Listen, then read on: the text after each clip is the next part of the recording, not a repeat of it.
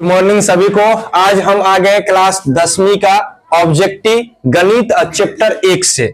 जितने भी ऑब्जेक्टिव पूछा गया है और जितने भी तरह का ऑब्जेक्टिव पूछने वाला है चैप्टर 1 से, पूरे का हम सॉल्यूशन इस वीडियो में देखने का प्रयास करेंगे। तो हमने जितने भी बेसिक था इसका अभी तक क्या पढ़ा चुके हैं, तो चैप्टर 1 का बेसिक पूरे कंप्लीट कर चुके हैं। उसके बाद प्रत्येक क्वेश्चन को हम सॉल्यूशन करके सॉल्व कर चुके हैं। उसके बाद जो बीबीआई था वो भी बता चुके हैं। उसके बाद ऑब्जेक्टिव जितना भी है पूरे बताने का प्रयास कर रहे हैं, तब जाके 1 चैप्टर मेरा कंप्लीट हो जाएगा। तो पहला क्वेश्चन है कि निम्न में कौन सी सबसे छोटी प्राकृत संख्या है। तो हमने प्राकृत संख्या क्या है वो बता चुके हैं। प्राकृत संख्या क्या होता है वो हमने बता चुके हैं। प्राकृत संख्या क्या होता है, गिनती की संख्या को क्या कहते हैं, प्राकृत संख्या। जैसे गिनती कहां से स्टार्ट होता है, 1 2 3 डॉट डॉट जाएगा ना। तो सबसे छोटी तो कौन होगा, सबसे छोटा 1। तो इसका ऑप्शन है, तो ऑप्शन नंबर सी करेक्ट होगा। कोई दिक्कत है। दूसरा बोला कि निम्न में कौन सी सबसे छोटी पूर्ण संख्या है। कौन सा संख्या बोला, पूर्ण संख्या। तो पूर्ण संख्या क्या होता है, यानी गिनती की संख्या में 0 को शामिल कर देने से पूर्ण संख्या मिलता है, हम लोग को मिलता है ना। तो इसमें सबसे छोटी कितना कहलाएगा, 0। तो 0 है ऑप्शन में, तो ऑप्शन नंबर 1 करेक्ट हो जाएगा। कोई दिक्कत। उसके बाद निम्न में कौन सी सबसे छोटी भाज्य संख्या है। तो हमने भाज्य संख्या भी बता चुके हैं, बताया ना। भाज्य संख्या क्या है, वो सभी संख्याएं जो स्वयं से, एक से और भी कोई संख्या से विभाजित हो उसे हम भाज्य संख्या कहते हैं ना। तो इसमें खोजेंगे कि भाज्य संख्या कौन कौन है। तो भाज्य संख्या में देखे 2 तो होगा नहीं, होगा 3 भी नहीं होगा, 5 भी नहीं होगा, तो क्या होगा 4। 4 क्यों होगा, क्योंकि 4 में थ्योरी के अनुसार चले तो ये 1 से भी विभाजित होगा, 4 से भी होगा और कुछ यानी 2 से विभाजित हो रहा है ना। तो इसका थ्योरी यही होता है कि वो सभी संख्याएं जो स्वयं से और 1 से विभाजित हो और भी कोई संख्या से हो, और उसमें सबसे छोटी, तो सबसे छोटी 4 ही होगा ही, है ना। और भी संख्या इससे बड़ा होगा, छोटा सबसे बोले तो क्या होगा 4। तो 4 ऑप्शन है, ऑप्शन नंबर डी। 5वां नंबर क्वेश्चन ये भी बहुत बार पूछता है कि 45 तथा 60 का मौसा निकालना हम सिखाए हैं ना, 2 तरीका से सिखाए होंगे। तो नॉर्मली यहां पे अगर हम लोग क्या बना रहे हैं, अरे मौसा बना रहे तो भाग विधि सबसे आसान होता है, तुरंत खंड करेगा तब तक आंसर आ जाएगा ना। तो कितना होगा, एक ही बार में 45 का 45, कितना बचेगा 5 1, फिर यहां से पलट दिया 45, पूरे पे कट गया। तो लास्ट स्टेप जिससे हम भाग दिए रहते वही क्या होता है, आंसर होता है। तो 15 है आंसर। कोई दिक्कत, समझ में आ रहा है ना। उसके बाद देखे तो एक अशून्य परमेय और अपरमेय संख्या का गुणनफल। अशून्य मतलब क्या होता है, शून्य नहीं होना चाहिए। शून्य छोड़ के जितने भी परमेय अपरमेय संख्या का गुणनफल करेंगे तो हमेशा याद रखना अपरमेय संख्या देगा। हमेशा कौन सा संख्या देगा, तो ये पांचों में किसी को दिक्कत है। इसी तरह 5-5 करके जितना चले पूरे हम कंप्लीट करने का प्रयास कर रहे हैं। इस ध्यान दीजिए सभी, हमने 1 से 5 तक देखे, अब हम 6 से बनाने का प्रयास कर रहे हैं। बहुत ही आसान है, ध्यान से देखिए। 6वां नंबर क्वेश्चन है कि यदि धनात्मक पूर्णांक है तो धनात्मक विषम पूर्णांक का रूप क्या होगा। विषम संख्या हमें पता है ना, विषम संख्या किसे कहते हैं, वो संख्या जो 2 से पूरे क्या हो, विभाजित न हो। यहाँ पे 6 क्यों है ना, तो ये हम प्रूफ किए थे उस समय, मान लिए थे कि इसको क्या धनात्मक सम संख्या माने थे ना। तो ये 6 क्यों धनात्मक क्या हुआ, सम संख्या हुआ। ये 6 क्यों धनात्मक सम संख्या है, और ये 2 है, 2 भी क्या है, सम है, विषम है नहीं है। तो 6 क्यों प्लस 1 क्या है, विषम संख्या है ना। तो इस तरह का क्वेश्चन है तो बिल्कुल ये मार सकता है, कोई दिक्कत। 6 क्यू प्लस 1 हो जाएगा, यहाँ पे 4 है इसलिए ये क्या हुआ, सम हो जाएगा। कोई दिक्कत है। और कहीं इसका उल्टा भी पूछ दे कि सम संख्या देना, तो कहीं पे एक यानी 3 जगह ये डेप का दे देगा, 6 Q plus 1, 6 Q plus 3, 6 Q plus 5, और एक जगह इसमें से कुछ दे देगा तो उसको टिक कर सकता है। कोई दिक्कत, तो दोनों बनना चाहिए।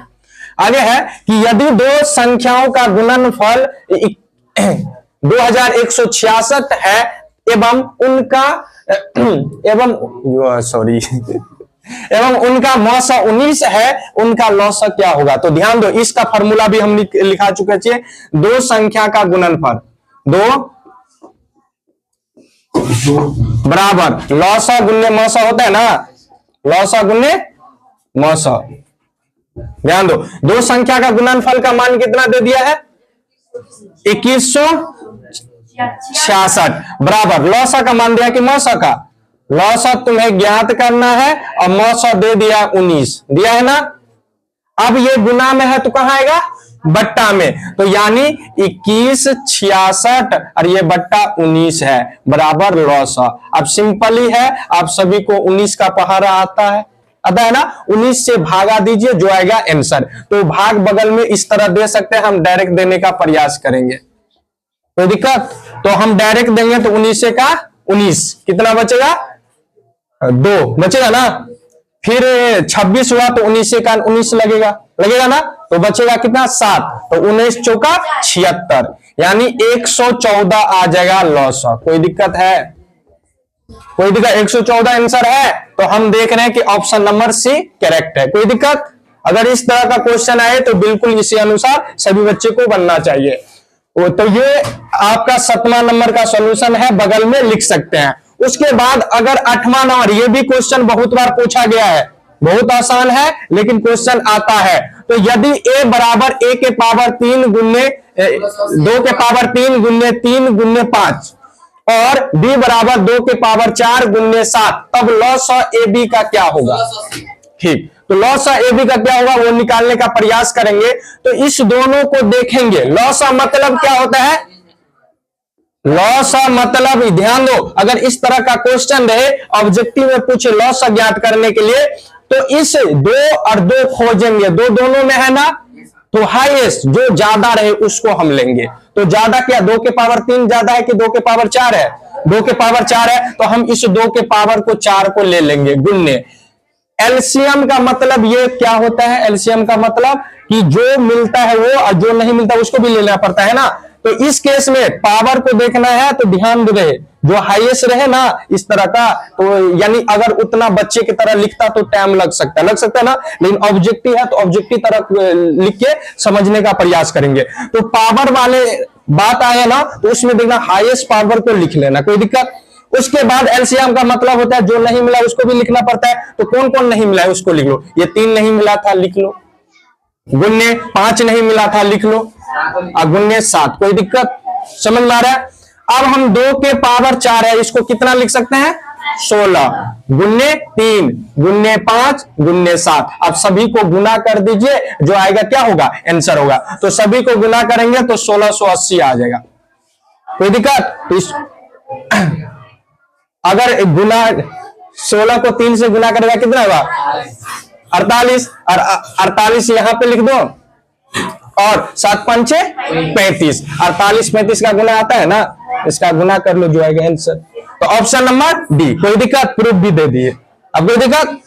अब आगे ध्यान दो। तो ये संख्या हमने क्वेश्चन इस तरह का लेकर समझा चुके हैं। ये संख्या 2.13 113 113 1111 डॉट डॉट डॉट कहां तक जा रहा है, कोई दिक्कत नहीं है। तो इस तरह का क्वेश्चन है तो क्या होगा? अपरिमेय संख्या। क्या होगा? अपरिमेय। और ये क्वेश्चन बहुत बार पूछा गया है।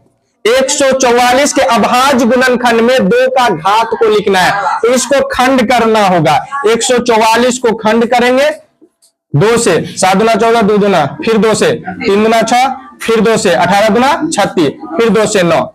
तो हमें 2 ही चाहिए ना, 3 से मतलब है। तो 2 कितने बार रिपीट किया? 1 2 3 4, तो इसका ऑप्शन 4 हो जाएगा। 5 बार रिपीट करेगा 5 हुआ, 2 बार रिपीट होगा 2। तो ये 5 क्वेश्चन में किसी को दिक्कत है?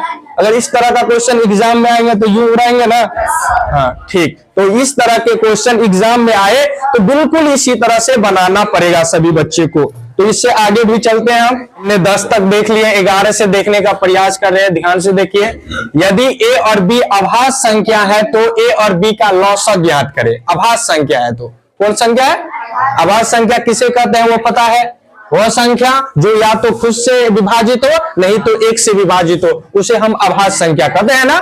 इसमें अभाज्य संख्या कोई भी दो अभाज्य संख्या का लॉस निकालेगा तो क्या होगा, मान के चलो दो अभाज्य संख्या है, तीन अभाज्य संख्या है ना, तो इसका लॉस ऑफ बोले तो क्या होगा, दोनों आपस में क्या होगा, गुना होगा, दोनों आपस में क्या होगा, गुना होगा। तो यहाँ ए बी लिया है तो ए बी को गुना करेंगे तो आंसर क्या होगा, ए बी आएगा। कोई दिक्कत है, समझ में आ रहा है ना। उसके बाद दो, ये बहुत बार पूछा है, दो परमेय संख्या के बीच अधिकतम कितने परमेय संख्या हो सकती है, तो अनंत, अनगिनत लिख सकते हैं। उसके बाद तीसरा है 13, निम्नलिखित में कौन अभाज्य संख्या है, तो अब ये बोले अभाज्य संख्या किसे कहते हैं, वह संख्या जो स्वयं से विभाजित हो नहीं तो एक से विभाजित हो। तो यहाँ पे 15 होगा, नहीं होगा, 23 हो जाएगा, 12 भी नहीं होगा, 75 भी नहीं होगा, तो इसका ऑप्शन नंबर बी हो जाएगा 23। कोई दिक्कत।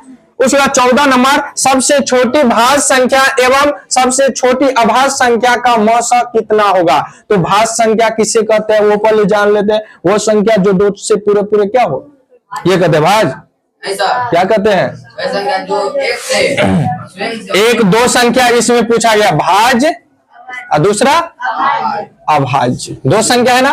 भाज्य संख्या किसे कहते हैं, वो संख्या जो या एक से और स्वयं से और भी कोई संख्या, तो भाज्य संख्या और उसके बाद क्या बोला, अभाज्य संख्या। तो अभाज्य संख्या किसे कहते हैं, वो तो सबसे छोटी भाज्य संख्या कितने बोले थे, और सबसे छोटी अभाज्य संख्या 2।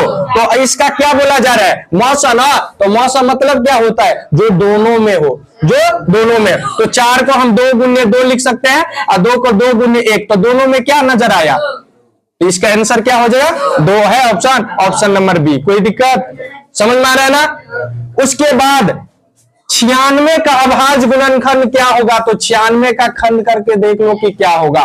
तो 2 से 4 दूना 8, 8 दूना 16, फिर 2 से 2 दूना 4, 4 दूना 8, फिर 2 से 12 दूना 24, फिर 2 से 6 दूना 12, 2 से 3, तो 2 1 2 3 4 5, 2 के पावर 5 और 3 के पावर 1 है ऑप्शन, ऑप्शन नंबर सी। कोई दिक्कत है, तो इस तरह का कोई भी क्वेश्चन एग्जाम में पूछे या कहीं भी पूछे बन जाएगा ना। हाँ। सबसे पहले देखें 16 नंबर, दो लगातार संख्या का मौसा, दो लगातार संख्या का मौसा 0 1 2 या 4, दो लगातार कोई सा दो संख्या, यानी लगातार ले तो कितना 1 और 2 ही लेंगे ना, तो इसका मौसा निकालेंगे तो कितना होगा, एक का 1 लिखेंगे, 2 का 2 गुने 1 लिखेंगे। मौसा क्या करता है, जो दोनों में हो, तो दोनों में नजर क्या आ रहा है, 1 आ रहा है, तो एक इसका ऑप्शन नंबर बी हो जाएगा। अगर एग्जाम में आएगा तो छूटेगा नहीं ना, समझ में आ रहा है ना, बन जाएगा ना। उसके बाद 2 लगातार, तो शुरू कहां से करेगा, 2 3 का भी निकालेगा तो कितना आएगा, 1 ही आएगा ना, 2 3 का भी। उसके बाद ये 17 नंबर क्वेश्चन देखो, 5005 के कितने अभाज्य गुणनखंड है, तो 5005 का अभाज्य गुणनखंड करेंगे और खंड करने के बाद देखेंगे कि कितने बार में खंड हो रहा है, कितने स्टेप जा रहे हैं। तो लास्ट में 5 है, तो या तो 3 से लगेगा नहीं तो 5 से, तो ज्यादा चांस है 5 से लगेगा। तो ध्यान दो, 5 का 5 0 0, 5 का 5, कोई दिक्कत। अब लास्ट में 1 आ गया तो इसका मतलब हमें लग रहा है 7 से लगने वाला है, कितना से, 7 से। अगर जिसको डायरेक्ट लगाने में दिक्कत हो रहा है तो भाग दे दे के कर सकते हैं ना। तो 7 से लगाना चालू करें तो कितना होगा, 7 का 7, कितना बचा 3, 7 चौका 28, कितना बचा 2, 7 या 21, कोई दिक्कत। अब लास्ट में 3 बचा तो हमें लग रहा है 11 से लगेगा, कितना से, 11 से। तो 11 से लगाएंगे तो 11 का 11, 11 तिया 33, तो 13 का 13। तो हम भाज्य गुणनखंड किए तो 1 2 3 4, कितना 4, तो 4 ऑप्शन में है, तो ऑप्शन नंबर बी करेक्ट हो जाएगा। कोई दिक्कत, समझ आ रहा है सभी को। आगे आ जाए 18 नंबर, यदि p तथा q 2 अभाज्य संख्या है तो उनका मौसा होगा। अभाज्य संख्या 2, कोई सा 2 अभाज्य संख्या का नाम ले, उसका मौसा कितना होगा, 1 होगा, पता है ना, मौसा कितना हुआ, 1 होगा। तो ऑप्शन नंबर डी इसका करेक्ट है, कोई दिक्कत। उसके बाद अगर 19 नंबर देखे, 2 संख्या a और 18 लौसा 36 मौसा 2, तो a का मान ज्ञात करे। तो ये सब्जेक्टिव में भी आता है ऑब्जेक्टिव में आए ना तो उतना सॉल्यूशन करने का कोई जरूरी नहीं है, डायरेक्ट सॉल्व करने का प्रयास करेंगे। पहली संख्या ए दिया है, दूसरी संख्या 18 दिया है, बराबर मौसा कितना दिया है 36 दिया है, और लौसा कितना दिया है 2 दिया है। इसका फॉर्मूला यही पढ़े थे ना, पहली संख्या गुने दूसरी संख्या बराबर मौसा गुने लौसा। तो जो जो मान दिया है पुट करो, उसके बाद अगर ए का मान बोला जा रहा है तो ए बराबर लिखेंगे 36 गुने 2 और बट्टे में 18, 18 दूना 36, तो ए बराबर 2 दूना कितना होगा 4। समझ में आया सभी को? कोई दिक्कत? अगर पूछेगा तो बन जाएगा तुरंत। तो इसका ऑप्शन नंबर कितना हो जाएगा सी हो जाएगा। कोई दिक्कत है? उसके बाद 20 नंबर, सबसे छोटी अभाज्य संख्या और सबसे छोटी भाज्य संख्या का गुणनफल। हमने बेसिक क्लास में योग, अंतर, गुणनफल तीनों चीज बता चुके हैं ना। कोई भी क्वेश्चन पूछे तो तुरंत बन जाएगा, बन जाए ना। तो हम सबसे पहले अभाज्य संख्या, सबसे छोटी अभाज्य संख्या कितना होता है 2 होता है ना। अभाज्य संख्या क्या है वो भी हम बता चुके हैं। उसके बाद सबसे छोटी भाज्य संख्या कितना होता है 4, और बोला है गुणनफल। गुणनफल मतलब क्या? गुना। अगर योग पूछता तो जोड़ करते, अगर अंतर पूछता तो घटो करते। तो ये 4 दूना 8, तो ऑप्शन नंबर सी। तो ये 5 में किसी को दिक्कत है? बन जाए ना इस तरह क्वेश्चन। तो चलते हैं आगे। तो हमने 20 तक देख लिया, अब 21 नंबर क्वेश्चन थोड़ा 2 मिनट देखने का प्रयास कीजिए। 6x के पावर 4y तथा 12xy का महत्तम समावर्तक क्या है? महत्तम समावर्तक मतलब क्या होता है? एचसीएफ या मौसा जिसको बोलते हैं। तो इस तरह का क्वेश्चन रहे ना तो सिंपली 6 को क्या लिख सकते हैं? 6 को 2 गुने 3 लिख सकते हैं ना। सिंपल तरीका में बता रहे, ध्यान से देखो सभी को सब। x 4 है तो इसको क्या लिख सकते हैं 4 ठो x, 1 2 3 4, कोई दिक्कत? उसके बाद y एगो है तो गुन्ने y कर सकते हैं, कोई दिक्कत है? उसके बाद तुम्हारा 12 को क्या लिख सकता है 2 गुने 3 लिख सकते हैं ना। 12 को क्या लिख सकते हैं 2 गुने 3 लिख सकते हैं ना। अगुन्ने क्या है x है तो x, अगुन्ने y है तो y। मौसा जिसको महत्तम समावर्तक बोलते हैं वो कहता है कि जो दोनों में रहे उसमें से एक एक लेना है। तो हम देख रहे हैं सर 2 दोनों में है, 3 दोनों में है, x दोनों में है और y दोनों में है। तो यही तो बोला है कि जो दोनों में उसमें से लो। तो इसमें से एक, इसमें से तो 3 दूना 6xy। तो बताइए अगर इस तरह का क्वेश्चन रहेगा तो बनेगा ना? कोई दिक्कत रहेगा? तो इसका ऑप्शन नंबर डी करेक्ट हो जाएगा। समझ में आया? उसके बाद आगे चले 22 नंबर, तो बोला कि √10 गुने √15 बराबर है। तो रूट का क्वेश्चन आए तो उसी तरह खंड करके सॉल्व करने का प्रयास करेंगे। 10 को हम क्या लिख सकते हैं 2 गुने 5 लिख सकते हैं ना, अब बीच में क्या है गुना है। रूट के अंदर इसमें कितना है, यानी इसको लिख सकते हैं हम क्या 3 गुने 5, कोई दिक्कत? इसको हम ऐसे अलग अलग रूट भी लिख सकते हैं, √2 गुने √5 गुने √3 गुने √5 लिख सकते हैं ना। और जो 2 रूट में रहता है वो एक क्या होता है बाहर हो जाता है ना। तो ये √5 क्या हो जाएगा 5 दे देगा ना। और रूट के अंदर √3 और 3 3 6, तो 5 √6 है। Option number A correct. कोई दिक्कत? इस तरह का क्वेश्चन आएगा, बन जाएगा ना। अगर दिक्कत करे तो साइड में सॉल्यूशन भी उतार लेना ताकि कोई कंफ्यूजन ना हो। आगे 23 नंबर क्वेश्चन है, निम्नलिखित में कौन सा युग्म सअभाज्य संख्या है? हम बोल दिए पढ़ा चुके हैं सअभाज्य संख्या क्या होता है। इस तरह का भी क्वेश्चन एग्जाम में आएगा। सअभाज्य संख्या क्या है होता है कि 2 संख्या जो दिया है ना उसका मौसा सिर्फ 1 आना चाहिए। क्या आना चाहिए? तो इसको खंड करे तो 2 7 आएगा, इसमें 5 7 नहीं होगा। इसको देखे तो इसको करेंगे तो 3 3 3 आएगा, यानी 2 3 आएगा ना। इसको करे तो सिर्फ 5 5 आएगा। तो इसका मतलब क्या होगा ना, खंड करेगा। जैसे अगर नहीं समझ में आ रहे तो यहाँ पे देखिए 18 को खंड करेंगे तो कितना 2 9 3 3 3 का 3। 25 को करेंगे तो 5 5 5 5। तो देखो कोई मिला नहीं ना मिला, इसका मतलब हमें मौसा कितना होगा 1 होगा। तो यही तो चाहिए ना सअभाज्य संख्या में, यही चाहिए ना। तो इसका मतलब आंसर क्या हो जाएगा 20 सही है। 13 बनेगा तो 13 का खंड 1 3 होगा, और ये 52 में 13 आता है ना, 13 चौका 52। तो ये भी नहीं होगा क्योंकि इस जगह एचसीएफ कितना हो जाएगा, 13 हो जाएगा। इसको भी इसमें 3 आ जाएगा, ये भी नहीं होगा। तो ऑप्शन नंबर इसका बी करेक्ट है, कोई दिक्कत। उसके बाद 24 नंबर देखिएगा, तो निम्नलिखित में कौन सा परमेय संख्या है। हम बताए, पॉइंट लिख के बताए थे, पाई एक अपरमेय संख्या होता है ना। उसके बाद 7 रूट के जितने भी क्वेश्चन है कौन सा संख्या है, अपरमेय, जिसका रूट न निकले, जिसका रूट न निकले। 7 का रूट निकलेगा नहीं, इसको सी नंबर हो जाएगा। क्यों होगा, तो 16 का कितना निकलेगा, रूट में अगर 16 रहेगा तो इसका 4 निकल जाएगा, ये परमेय संख्या है। अब 25 का कितना निकल जाएगा, 5 हो जाएगा। तो 4/5 क्या होगा, परमेय संख्या हो जाएगा। तो इसका ऑप्शन नंबर सी। ये भी नहीं होगा, रूट के अंदर है, इसलिए कितना बच्चा क्या करता है, रूट काट देता है, ऐसे नहीं कटेगा, समझा ना। कितना बच्चा चालाकी करता है, ये रूट से रूट गलो, 3 3 9 2 आंसर ना, ऐसे नहीं, रूल होता है, नियम होता है, समझ में आ गया ना। तो ये गलती तुम लोग नहीं करना। 25 ये तो सिंपल ही है, सब बच्चा जवाब दे सकते हैं। √3 एक कौन सा संख्या है, अपरमेय संख्या। तो कोई दिक्कत है, समझ में आया ना, ठीक। अब लास्ट हम ध्यान से देख रहे हैं 26 नंबर, यानी 8 के पावर 0 और 2 के पावर 0। किसी के एक फॉर्मूला 8वीं क्लास में ही पढ़े थे, 1 के पावर 0 का वैल्यू कितना होता है, 1 होता है।